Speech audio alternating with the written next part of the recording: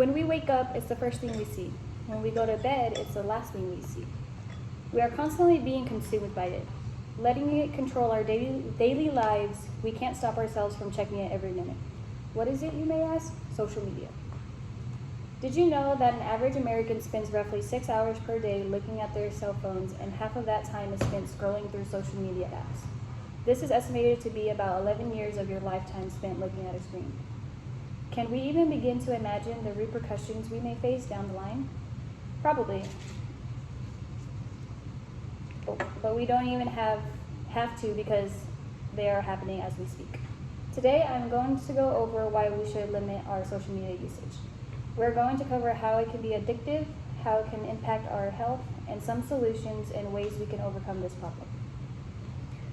We always wonder why social media is so addicting. It is found that your brain is constantly being rewarded with images on a little screen. Something alarming that was mentioned in an Insider's article that stated several employees of Google, Apple, and Facebook have warned that large tech companies deliberately design the apps to be addictive. The logic is simple. The more time you spend on the app, the more profit is generated for the company. They try to maximize the screen time, which leads to higher profit, and it disregards the user's mental health. We receive dopamine, and it increases the secretion of that hormone that is being sent to the brain, and many that have this addiction may suffer from low self-esteem and hyperactivity. The constant notifications, likes, and comments from posts keep many people coming back for more. It's the feeling of receiving attention and the satisfaction that can cause a stronger addiction. Besides strong addiction, there are many other factors that can be left untreated. Identifying the user's physical and mental health can be a step in the right direction. According to Prince Mitchell's article, in the past several years, more studies have linked social media to poor health. According to a recent Forbes article, several studies have only shown in correlation but also a causation. It is suggested that people who began limiting themselves to 30 minutes daily were significantly better than those who used social media for a longer period of time. By reducing time spent, people were able to reduce depression, anxiety, and even loneliness. The reason your mental health can diminish is because you are constantly comparing yourself to others online as well. We have created a perfect and unrealistic world that is even hard for ourselves to keep up with. We are constantly striving to be perfect, which is also unachievable and leaves many unhappy. We are so consumed with our life online that we do not seem to communicate with people outside the online community. Many end up lonely and consider themselves to not have real, genuine friends. The pressure leads to anxiety and down a bigger rabbit hole than we initially thought. Our physical health goes hand in hand with mental health. According to company article that stated, carpal syndrome is another example of an effect that we can see already. Constantly using hands, usually in an extremely repetitive motion, has led to a huge increase in the carpal tunnel syndrome. Hence, when we have been scrolling through our phones for hours, our thumbs cramp, and there is an indent on the inside of our pinkies. A study published in 2021 found that there was,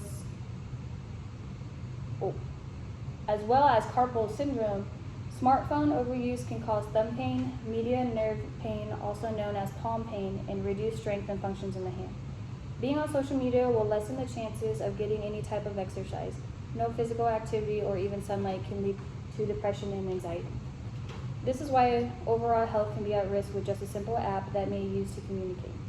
The first solution to these issues is setting your screen time for your usage. This will no longer let you use the app after the time has run out. New York Times article stated that the first components of iOS screen time is a time tracker. In the settings, you can find a chart that shows the apps you have used most and for how long.